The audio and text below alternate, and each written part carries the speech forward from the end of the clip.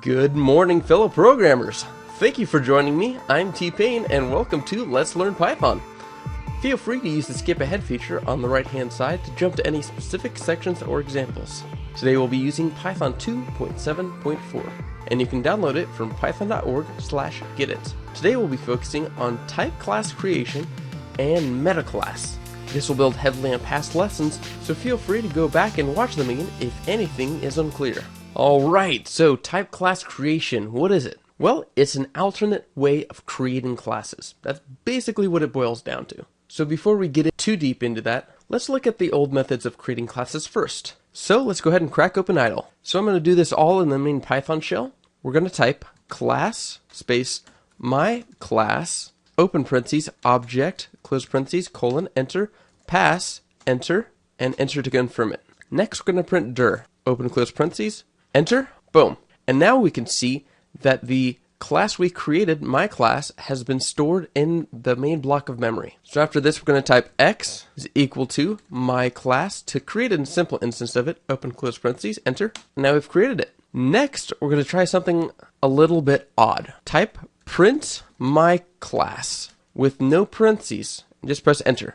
You're going to see that it actually spits out what that class is, and it's going to say, hey, it's a type of class, and where it's stored is in the main directory. Okay, next type print x, enter, and what this is saying is also in the main block of memory, we have an instance of my class, because it says object, it's saying it's an instance of this class at this memory location.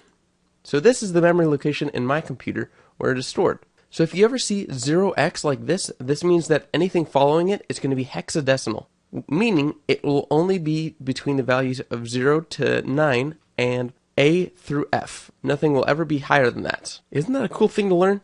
I think so. I'm a nerd though. Alright, so after this, type print, type open close and open parentheses x, close parentheses, enter. And notice what happens. Up here, when we've typed print my class, it printed out the exact same thing as when we typed print type x. In other words, it's telling us exactly what type of object x is. So that's what passing one parameter into the type function does. However, it also does something else we'll get into in a bit. So if we wanted to compare the two, we could always type print my class double equal sign to check if they are equal, and then type x, enter, and it'll print true, because they are both equal to each other, just as we thought they would be. So creating the classes with the class keyword at the beginning of it was the traditional method. Now I'm going to show you the new method. So let's go ahead and open up a new window, and let's save this file to our desktop, and call it typeclasscreation.py. So what we're going to do is create a class with both the different methods, and then compare them. So first we're going to create a class using the old method. We're going to type class my class inherits from object, close parentheses, enter, def underscore underscore init underscore underscore self, colon, enter, and then type self.x is equal to 5, or 5, yeah. So that's the old method. Now let's try the new method. We're going to type class is equal to, and then we're going to type the old function type, and then instead of passing one object, we're going to pass in 3 different parameters, and this will be calling a different function. And this one allows us to create other classes. So we're going to type in open parentheses, and we're going to type class again, comma, open close parentheses, comma, squiggly bracket, x, colon, 5, squiggly bracket, and then in the parentheses. So what is this doing? The first parameter that we pass into type is actually going to be the name of the class that's stored in memory. It's optional, but I highly recommend you keep these names exactly the same. Next is a tuple where we can pass in any base classes we want this class to inherit from. So if we wanted to, we could type object or base class or whatever we wanted. It's important to note that after any arguments that you have in this tuple, you have to end it with an additional comma so that Python knows that this is a tuple. Finally, in the squiggly brackets, we pass in any arguments that we want to be assigned to this class.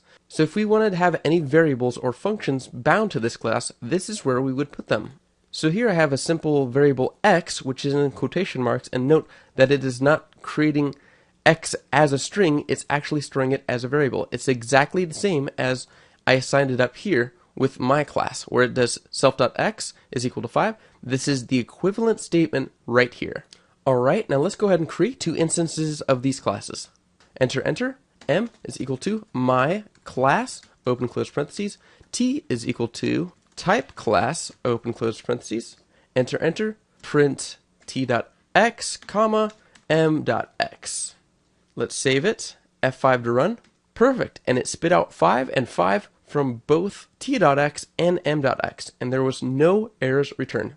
Beautiful. So everything up here, where it took 3 lines of code to write this class, it only took us 1 line of code to create the type class. You gotta admit, that's pretty cool. Alright, so you may be asking yourself, alright, cool, variables are pretty easy, but what about functions? Well, they're not all that difficult. So up here, I'm just gonna go ahead and delete this and type def print ham, because that's our favorite function. And then I'm gonna pass in parameter self, open close parentheses, colon, enter, print ham. And then in the arguments list, I'm going to add a comma, and then add print ham as a string, and I bind it to the actual function, print ham. Okay, and I'm going to press enter so we can see that. And then I'm going to delete this line where we created the old class, and delete the mx at the end of that, save it, and run it. Beautiful, and it works just fine. So now, let's go ahead and call that function at the end. t.printham, open close parentheses, save, run, and it prints ham! It's a miracle! Ham everywhere. Alright, so we created the function up here, and then we bound it right here to the variable print ham. We could have called this ph if we wanted to shorten it up, and then change that to ph down here, and save it, run it, and it still works just fine. I highly recommend playing with this for a bit. Alright, so why use this method? Well, it allows for the dynamic creation of classes on the fly. It's less lines of code, and it's what's really going on in the background already. Now, I would not recommend using this method for long classes, as it could get really messy. For short classes, though, it works beautifully. Alright, now we're going to move on to metaclasses. Alright, so what is a metaclass? It's a class that allows the creation of other classes, which is exactly what this type function does. And type is the main metaclass that Python uses. Alright, so up here in the Python shell, I'm going to type out a few different things. First thing I'm going to type is print type, open parentheses, quotation 1, quotation, parentheses, and enter. Notice it prints out type string. Now, what happens if we type print type, in parentheses again, and then type 1 in a string, and then end those? What do you think is going to happen? What is the type of a type string? Press enter, and it returns type. Again, because all classes are created from a metaclass type. As a side note, there's an alternate way of finding the type of something rather than using the function type. You can type quotation 1 quotation dot underscore underscore class underscore underscore, and it does the exact same thing as type. Enter, it says type string. So if we wanted to recreate that line we created up above, we can type quotation 1 quotation up dot underscore underscore class underscore underscore dot, and then again underscore underscore class underscore underscore. Enter, and again it returns type. Beautiful. Alright, so how do we create a metaclass? Well, last week we discussed how to create singletons by means of inheritance and decorators, so this week I'd like to show you a metaclass method. So go ahead and save this file, and we're going to create a new one. So first we're going to create the singleton class. So we're going to type class singleton, open parentheses, type, colon. And so this line is saying, hey, this singleton class is going to inherit from the type, the class that allows the creation of other classes. Press enter. Next we're going to type underscore instances is equal to open close squiggly bracket. And what this is going to do is it's going to store all instances of past created classes that use the singleton as a metaclass. Next, we're going to type def underscore underscore call underscore underscore open parentheses CLS comma star args comma and star keyword args, close the parentheses, colon. And what this is saying is if the class is called with these parameters, enter, and then we're going to type if CLS not in CLS dot underscore instances, colon, enter, CLS dot underscore instances, square bracket, CLS, close bracket, space equal, space, super, open parentheses, and then the name of the class we're in, singleton, comma, CLS, in parentheses, dot, underscore, underscore call, if I can spell, open parentheses, star args, comma, star, star kwargs, close parentheses, enter, cls dot x is equal to 5, because that's our go-to variable, and then unindent, and type return cls dot underscore instances, square bracket, cls, close square bracket, and be sure to save it to your desktop as a singleton Metaclass example .py. And what we're going to do is check if that class is in the instances dictionary we created up above. And if it's not in there, then we're going to go ahead and create an instance of it using the super function call and pass in all the args and keyword arguments that were passed in to this argument.